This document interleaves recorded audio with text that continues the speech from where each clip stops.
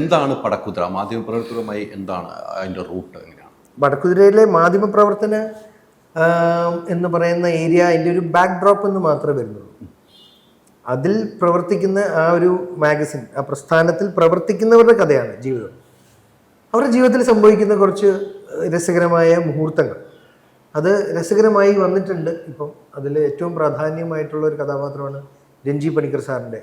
അദ്ദേഹമാണ് ആക്ച്വലി നായകൻ ഈ സിനിമയുടെ എന്ന് പറയണം. പതിവ് രഞ്ജി പണിക്കർ സാറിൻ്റെ കഥാപാത്രങ്ങളിൽ നിന്ന് മാറി നിൽക്കുന്ന ഒരു കഥാപാത്രമായിരിക്കും ഇത്.